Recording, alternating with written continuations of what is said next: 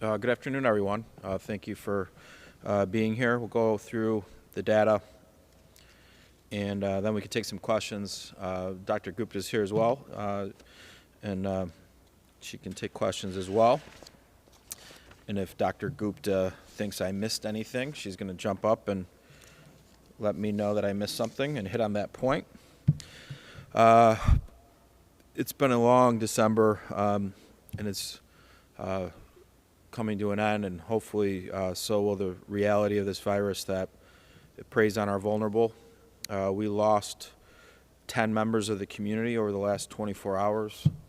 We've lost 429 members of the community during the pandemic, and certainly December being the deadliest month of the pandemic. We lost a Caucasian female in her 90s, Caucasian female in her 70s, 2 Caucasian males in their 70s, and then 6 residents of nursing homes reported through the New York State Department of Health.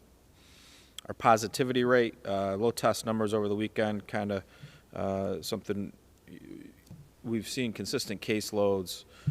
Depending on test numbers, your positive rate goes up or down a little bit. Not a lot of testing over the weekend, so we'll start to see where the true positivity rate goes, but 7-day average 6.3%, not bad. Where we were before, when we were put into zones, we were in the 7% range, going to a higher trajectory. Last week we come down to a 5.5. 2 low test days push your data up a little bit, but not bad. Hospitalizations, 309 individuals are in the hospital at this time. That's down 7 from yesterday. ICU, 46 in the ICU, that's down 2. Even though we say down 7, to give everybody an idea, new hospitalizations, 26 people were sick enough yesterday to go to the hospital and get admitted into the hospital. We had 28 discharges, and then unfortunately we lost members of the community that were in hospitals. That's how your numbers move. So every day, it's not like you have 1 or 2 admissions and then 1 or 2 people being discharged. We have 26 people in the community that were sick enough to go into the hospital. And so I think that's important to know all of that. We now have 20,006 positive cases since March 16th. That's certainly a number that we probably never thought we would have gotten to, but we're here. It's 336 new cases. We're hitting the part of the week where we typically see higher case numbers, and then the beginning of the week and maybe at the end of the week, lower case numbers, so we'll see what happens here. It took us from March 16th to November 28th, 8 months to reach 10,000 cases. From November 29th to December 30th, 31 days, we reached another 10,000 cases. So I think there's a lot of reasons that we can all reflect on and see where we are. One being that certainly this season is much more favorable grounds for the virus to transmit as people are indoors, and certainly we've seen a lot of living room spread. And in congregate settings as well, lots of spread, and then it just flows through the building. So, that's why we keep talking about everything we can do, all the mitigation things that we can do collectively to try to make a positive impact so that we can preserve our hospital capacity, keep our economy going as we begin this next phase, which has been an exciting phase, and we'll get into that with vaccinations. When we look at the demographics, 10,676 female, 9,187 male, 3,083 cases of those 19 years and under, 4,027 cases in their 20s, 2,942 in their 30s, 2,429 in their 40s, 2,848 in their 50s, 2,170 in their 60s, 1,201 cases in their 70s, 820 in their 80s, and 486 in their 90s. Reminders, symptomatic testing Monday through Friday, FSHED. If you have any symptoms, we want you to go there for testing. ongov.net/Cayuga Medical. That's Monday through Friday, 9 a.m. to 2 p.m. Weekends, symptomatic testing at Essentia Health, 1050 West Genesee Street. That's Saturday and Sunday, 8 a.m. to noon. Again, go to ongov.net/Cayuga Medical for registration on that. Reminder, there is no testing at the F-Shed on weekends. Don't go there looking for a test. You won't get one. Our asymptomatic program that we've been doing, we know that there's asymptomatic spread. There's asymptomatic carriers. We've really, part of our strategy to address the surge and to get in front of this is to really expand that asymptomatic testing, and it's been working. It gives us, it's a rapid test, and it gives us the ability to quickly identify the carriers who are not showing symptoms, and we do it every day. So again, asymptomatic test, covid19.ongov.net. There's various locations in the community. Then there's the On Center, which we've been utilizing every day. Today we are testing at the Arrowhead Lodge in Brewerton, the Village of Fayetteville, Senior Center, Salina Town Hall. Tomorrow we will be at Onondaga Town Hall, plus the On Center. So again, go to our website, register, get a test. It's a free test. If you have symptoms, though, you need to go to the F-Shed or an Essentia Health over the weekend. A lot of things going on right now with the vaccine, so let's go through this a little bit and talk about this comprehensively. At the local level, we don't determine who gets the vaccine. How this works is the New York State Department of Health determines the phases, okay? And so that's the who of the process. Now there's lots of reports, national reports, saying the vaccine distribution's behind schedule. And there's different reports. And now people are reaching out to me saying it's behind schedule. Well, that's not the case here. So the when for the vaccine, we know who is first. And then the when, the state determines that. The when is when the vaccine comes, okay? So when the vaccine comes here, we have vaccine in our community. And the how is when where we come in to play that role. And so initially, the first vaccine comes, we see the reports about hospital workers. The hospitals are vaccinating their own staff. 1A comes out last week, and we set up a pod, a point of distribution for the county, I believe one of the first in the state. And we then have our partners at the hospitals share the distribution of vaccine with us, so we can go take that work off the hospitals that are already strained and utilize our pod. And I believe 1A, hopefully 1A is over there. I can't see this, but I'll go through it. I almost have it memorized. But so 1A is where we are right now, this week. And now going into next week, we'll continue to stagger in 1As because you don't want all of your emergency service workers all getting the vaccine at once.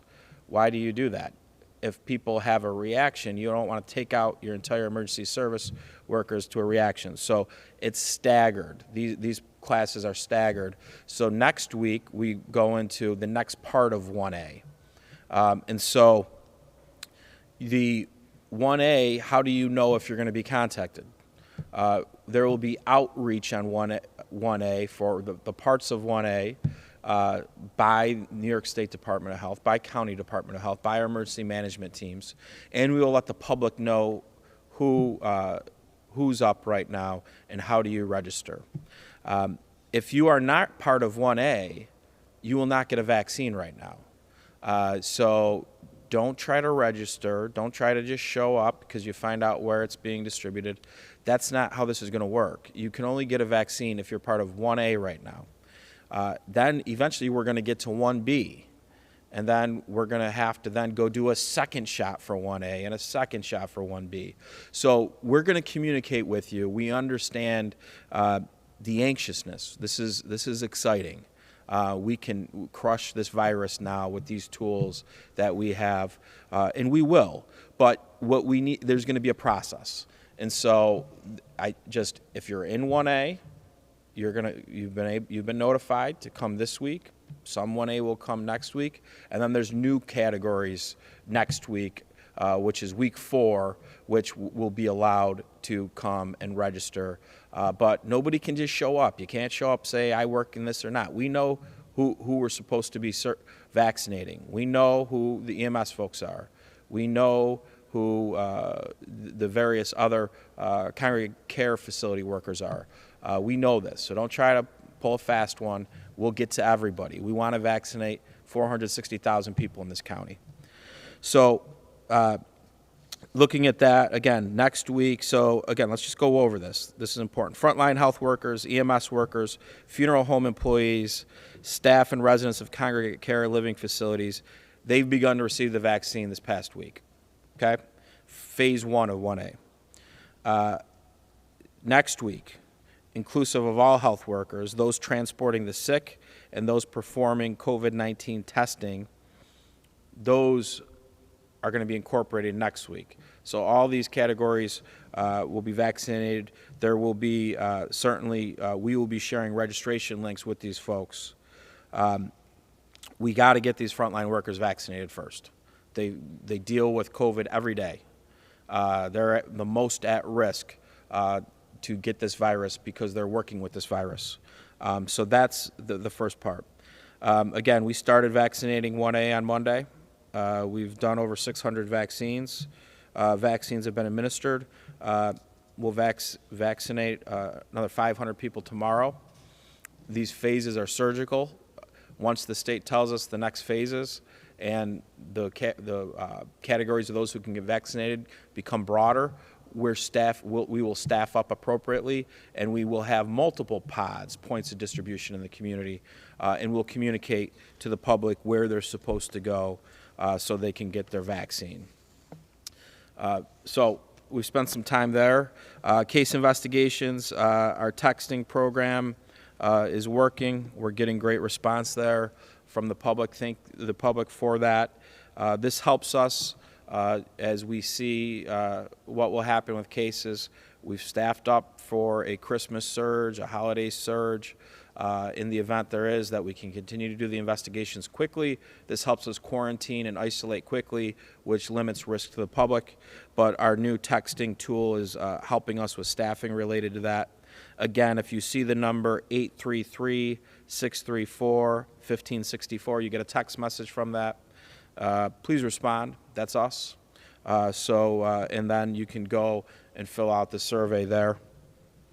I just want to, as we go into New Year's, I do want to talk about hospitalizations. And I know people are anxious about talking about potential lockdowns. The way that we get into a lockdown is that our hospitals are overrun.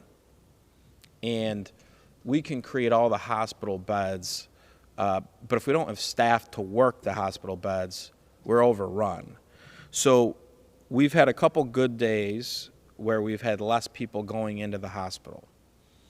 We're going to see what happens now from Christmas and Christmas Eve, probably next week. I don't know what's going to happen. We were going down. Our cases were going down for almost 2 straight weeks. We had 2 good days this week, a day today, which is higher, but we always get higher numbers. I don't know what's going to happen. We're going to find out what's going to happen. But if we have a surge in Christmas, all the progress we've made for hospitalizations is going away. And then if we have a New Year's surge on top of that, we're asking for trouble. So let me be very blunt related to New Year's. 2020, I can't wait for it to be over. I can't wait for December to be over. Do not celebrate with gatherings. Celebrate at your home. Enjoy it. 2021 is going to be a better year, but we cannot mess around right now. We've seen what's happened in Thanksgiving.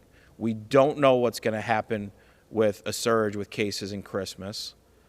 And now we got New Year's Eve. We can control New Year's Eve, right? We can control what we do. Go celebrate at your home, enjoy it, watch the ball drop, watch a movie, do whatever you do, but don't have gatherings. We are very close with having staffing problems with our hospitals. And if we have a Christmas surge, That's going to create more work there. I don't know what happens if we have a New Year's surge after that. And I don't want any economic restrictions in our county, but we need to be smart going into New Year's. Reminder, quarantines. New York State has now adopted the CDC guidance related to 10 days for a quarantine if you have no symptoms. This will be good. This will be very helpful for going back to school. This will be helpful for businesses as well. And another note is, again, our part of why we're able to get some of the discharges going right now with the capacity is our COVID transitional unit in partnership with Loretto has been able to take some of these individuals who are waiting a negative COVID test each day. And so that has been working well over the last few days, and hopefully, again, but this is, again, staffing. This is all about staffing. We can't keep putting pressure on the system with putting ourselves in positions for the virus to transmit quickly because this all falls apart if we can't take care of our sick. But the COVID unit is taking out folks. It's serving its purpose. We want to hopefully expand that. Our hospitals are the hub. Just like the beginning of this process, we talked about how we were treating the sick for not just Central New York but Northern New York. We have 309 cases of COVID in our hospitals today, but we have 399 COVID patients from various total. So we're being utilized, for all of our neighbors in the North Country and Central New York. So we can't let this thing get more strained. So we got to do our part overall. We're doing everything we can from a government standpoint with trying to do things preemptively, including antibody treatments preemptively with at-risk folks so that they don't get into the hospital. But there is a direct correlation. The state has made this very clear between economic restrictions and hospitalizations. So saying all that, happy to take questions. It seems that the situation that you were describing is already there for upstate. Dr. Corona, speaking to one of our reporters today, said, and I'm quoting him here, "We can't find staff. Nobody can find staff anywhere because the country is overwhelmed. Despite our best efforts to expand capacity and get more people to staff the beds, we're now at the point where we're full." So in terms of the county doing everything that it can from a governmental perspective, could it not be doing more to support the hospital system and maybe have more preemptive ways other than just asking people to try to, take that personal responsibility? It's a very long question, and I could ask you a question, what do you want us to do? But I'll tell you what we do every day. Dr. Corona is right. His hospital is strained right now. We talk to all 3 hospitals every day. We're working with the hospitals and the COVID transitional unit, which has freed up 8, for example, with upstate. 8 residents came out of upstate into Loretto. We are looking at what's happening is it's a good time to be a traveling nurse. You can make a lot of money, and they're in high demand from every hospital. So this is a challenge. But the hospitals are working together, and they have to work together now on communicating on who's best to take what patient as they come in. It's not just about COVID patients. It's about total patients and meeting the needs of the whole community. So we're having these conversations every day. We've put up the facility in partnership with Loretto and Upstate. We're trying to work with some of these folks to expand the antibody programming so we can, once they have the antibodies, we can get them to at-risk demographics of COVID positives, right? So if you're in all the doctors agree, you meet a demographic that you are more likely to have a hospital stay if you get COVID, how can we get that person immediately the antibody treatment? We're working on things like this from a preemptive hospitalization, and we'll continue to do that. One of the other things we've done for our hospitals is we got our pod up related to vaccinations. So the 1A, we've started vaccinating. Originally, Upstate and Krause were supposed to do that. They're not equipped to do that. They have to take care of our sick. That's what local health departments do. Dr. Gupta and our emergency management team get the pod up and running. We've been doing the vaccination for them, and we'll continue to carry that load moving forward. But it is a challenge. Upstate, a lot of stress. Crouse, not as stressed, but stressed. St. Joe's, a little bit more capacity than everybody else.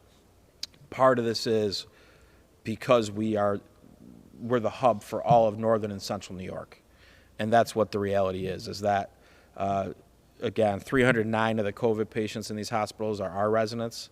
There's another 90 patients from other counties that utilize our medical infrastructure. So we're always looking for ways that we can better support the hospitals, and we're happy for other suggestions if there's areas that people think that we can do things. Ryan, what can we expect enforcement to look like for New Year's Eve? Will it be similar to what we did for the Christmas week and Thanksgiving as well? Yeah, so the challenge, Josh, with New Year's Eve now is the way you would normally enforce this would be, let's go do our Armory Square detail, let's go look up at Marshall Street, let's go to our spots we are familiar with in the towns. These businesses are not open, so certainly there's some of those establishments outside of the zones that we can go look at, and we will. But this really comes down to choices related to living room spread. These are choices that people are going to make. If you have not heard of a case about COVID spreading at living room spread, you're intentionally not trying to hear about it because it is happening everywhere in every social circle. And if you don't know about somebody that has now died from COVID, again, these things, you just got your head in the sand. And then if you look at this is not the flu. The flu, I don't know the stats, maybe Dr. Gupta knows, but I'm pretty sure it's we lost a handful of community members to the flu in 2019. We now have lost 429 community members. You had a 41-year-old congressman-elect from Louisiana who had no pre-existing conditions drop dead yesterday from this. What does a 41-year-old look like? That's what I look like. So somebody who was in a position like me dropped dead of this yesterday. Happened very quickly. So we need to be smart. Let's learn from the lessons. And the hospitals are under stress. We now have the vaccine where we're vaccinating people, and our most vulnerable are getting vaccinated. So this is about getting through the next week here, and while we continue to vaccinate, and we continue to do the things that work, we'll get our caseloads down, and as our caseloads get down, the hospital numbers are going to go down as well. The governor just announced 6,700 fans will be able to attend the Bills playoff game this weekend. Have you had any advanced conversations with the state about getting fans back in the Carrier Dome or getting fans here for Crunch games, which will now start in February? Is the difference really just those being indoor facilities, the Bills being outdoor? What are the conversations? So we had some conversations related to Syracuse football when we were in a position of strength with the pandemic. Again, when you look back, you say, geez, we probably should have, if you could have did this differently then or there, it probably wouldn't have impacted. When positivity rate's 0.5% for the community, having some fans at any venue probably represents risk, but not a lot of it. Right now, we're not there right now. I would love to be able to advocate for Syracuse basketball versus Duke or Florida State or Louisville. Won't be Florida State, they're around the corner, but a big Syracuse basketball game, if our positive rate is going in the right direction, and we've proven we can do the rapid testing, we do it every day. So those are the things that we could do, but we gotta be in a position of strength to have that conversation. And to do that, we need to really start to crush this virus. Some positives from today's numbers. I think we had 8 senior cases today out of the 330. That's a good thing. We haven't been seeing those types of numbers, and 25% of our hospitalizations are from senior facilities. So these are things, they're getting vaccinated. So we're making slow progress in this. But to get to there, Josh, I'd love to be able to say to the governor, you need to let us have fans at the Dome for basketball games, but I need to be able to make that case, and I can't make that case right now. Just circling back to hospitalizations a little bit, with you saying that, essentially we're looking at stricter lockdown type measures if, our hospital system across the board is under the same kind of strain that Upstate was talking about today. Yeah. At any point, did the county consider taking any additional measures outside of the state's mandates? Because, we've been in these various zones, at least in the center of the county in Syracuse throughout December, and it didn't seem to make much of a dent. So is the county looking at any independent ways to try to limit the spread? Yeah, so the way this works is we can propose, but the state has to agree for restrictions. And this is the other thing too, which is difficult with the. So I get the anti-lockdown crowd and the lockdown crowd. They're very vocal. The locking down the economy when, say, 15% of your cases, maybe even less, are related to economic activity, that's not going to solve the problem, okay?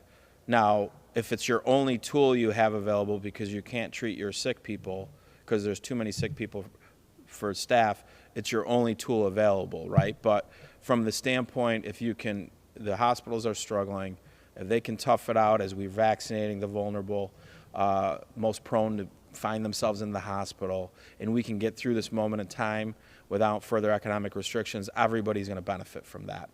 But I think there's a recognition from the state that tool is not going to change things. If 15% of your cases come from economic activity right now, the rest of it's just being spread via gatherings in homes. So if limiting 15% drop-offs in new cases isn't going to change your hospital picture overnight. So really, if it gets to the point that that's your only tool, we're in a bad spot. And so that's kind of the recognition, I think, from the state. So what else can we do? We can do collectively what we have to do. We're communicating right now that we don't know if Christmas is going to have an impact on our numbers that have gotten better. If it does, our numbers will go up a little bit, and that will probably take up our remaining hospital capacity. So if we want to mess around on New Year's, and you want to just have a great time, and you want to have large gatherings, we're putting the hospital capacity at risk. And that's just the facts, right? Because we don't know what Christmas has done yet. So are you able to, just to make sure, with the numbers, so 85% of, is it current positive cases, or just in general 85%? Yeah, if you look at, the governor came out with very specific data a couple weeks ago. There's nothing to suggest that's changed. Restaurants aren't open. You're not going to have more cases coming from restaurants. It's the same thing. So I think when you look at the data, it's very clear where it's being spread. It's being spread indoors where people are having gatherings where they feel more comfortable and they're not necessarily wearing a mask or distancing. That's in people's homes. So and then those people go to work, right? And so if you're going to work and you're not staying home when you're sick or you're asymptomatic, then you see further spread. So the reality is that the lockdowns aren't going to change that, and the creates other problems.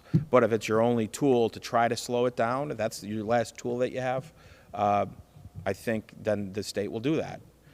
But if the state thought this could crush the virus by locking everything down right now, they would have already done it. They would have done it. They did it already in the beginning of this process. So there's a recognition that that's not the best tool here. The best tool is all of us doing what we need to do. Did you say that there have been a total of 600 vaccinations given out so far, or is that just yesterday? That we've done. Yeah.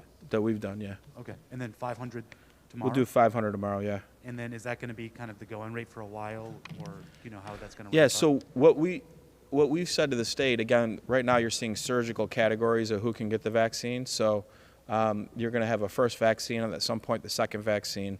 But we can staff up to meet the when of this. So as the capacity for the vaccine comes available, we can staff up, and then we can increase 700. I think 700 a day is right now what we're probably staffed up for, around that. If we have to do more, because if we have it available, we want to do more. But right now, it's not. There's not people You can't just do everybody in one class. You can't have all your urgent care workers getting the vaccine the same day. You got to spread it out. So right now we're meeting the needs of the phases right now. Is there a number that you want to build capacity to be able to do in a day? Is there a goal? Yeah, eventually. So it really depends. What we want to do is be able to implement it as quickly as possible. And so once you get to what a 1B or a 1C or D, whatever those look like, it's going to be more it's going to just be a larger swath of individuals. So we want to be able to quickly meet that. So we know that you're going to need multiple points of distribution, and we're preparing and planning for that. So you'll be talking about thousands of vaccinations a day, not hundreds. Dr. Gupta and Dan are starting to break out in a rash right now as I talk about this.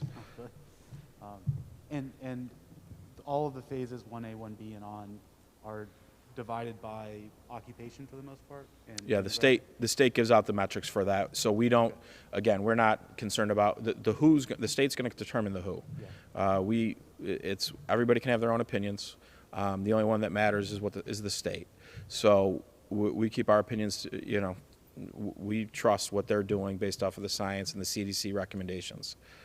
So they're telling us who, give us the vaccine, and we'll get to work. And there's probably a point at which it's just everybody can get it after you've kind of gotten all of these people you want to get first. You probably won't have everybody, because remember, you have to be able to track. You have to track the individuals and take all the data. So your registration is going to be critical, because we're going to have people back to get a second shot within 3 weeks or 4 weeks, depending on the type of vaccine you got.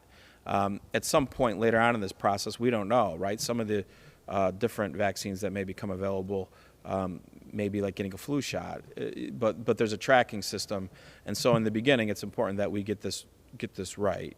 Nobody's had to do this at this scale before, so that's why I think you probably see there's two things why 1A is targeted the way it is. So you get your first responders and the people who deal with the virus every day vaccinated, so that they can't get it, so they continue to treat the sick.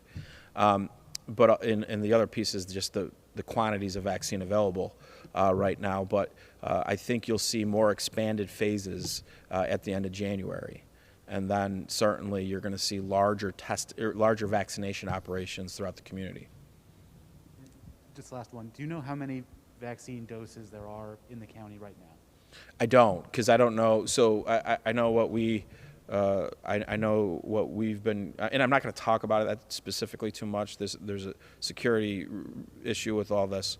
I know we have vaccine to do 1A, and I think other providers may have gotten other vaccines to do different specific things as well.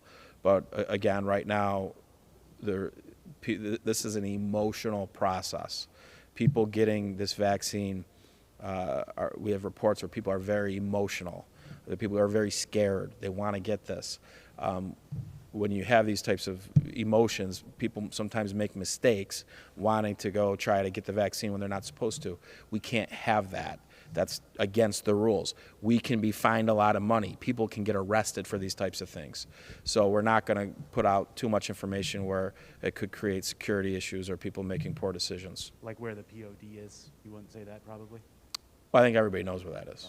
I'm not going to talk about it, but I think everybody, you figure that out, right? Yeah. All right. So but eventually we're going to have two. So everybody's going to know where that is, right? And so we're going to be directing potentially other people to this one, other people to that one, depending on it. Heading into New Year's Eve, is the messaging more to make sure that we're only celebrating with those that we live with, as opposed to any other sort of pod system or anything like that? Yeah, people need to use their best judgments, and the best judgments is to minimize this celebration period, right? So certainly it's again, we went through this with your network the other day. You guys beat me up when I used the word practical. So I'm not going to get too much into this because of that. But the reality is we know the best way to celebrate New Year's is to limit the number of people you're with. And we don't know what has happened with Christmas, right? And so because we don't know we had cases where we had 2-week drops, and this week looks like a decent week so far. We don't know what is going to happen the rest of this week with cases, and next week will be probably a direct reflection of that. So active cases directly correlate with hospitalizations. 5 to 8% of our active cases are your hospitalization numbers. If we have a peak in cases, that means our hospitalizations are going to get busier, which is not good. And then if there's another peak from New Year's, we're asking for problems. So I think people should just be cautious. It's not worth it. When will we hear from you again? And for those who don't know, what happened with Shopping Town today? Oh, so Shopping Town, good news. We have closed on Shopping Town Mall, so the county now has title to it. And what we're going to do moving forward is we're going to prepare a request for proposals to go out to the marketplace. And then there will be a review of these proposals, probably a 90-day process, so that people can really do their diligence and come forward with good plans. But 2021 will be a good year for Shopping Town. We'll have a new future, we'll have a new owner eventually, and new investment being made. So in a normal year, not the 100-year pandemic, that might have been one of the stories of the year, right? We've been very publicly dealing with these absentee landlords out of town who've owned this mall and let it deteriorate intentionally, and now we held in there, we hung strong, and we got the keys. So there'll be a bright future there, and that will help everything. And when will we hear from you again? So I'll probably, let's say Wednesday, so maybe tomorrow on something, but certainly on Monday we'll be back. Yep. Any other questions? Well, everybody have a safe and happy New Year. Please, it's been a bad year. Really, December's been a horrible month. But we've all proved to ourselves in different ways we can do things we probably didn't think we could. So I think let's be happy 2020's over. Let's do it safely and celebrate safely it's over, because 2021 is going to be a better year for all of us. But let's take the lessons we learned as a community and internally, the lessons that we've learned about what we can accomplish by ourselves through this pandemic. We've all been confronted with really unforeseen circumstances and accomplished so much.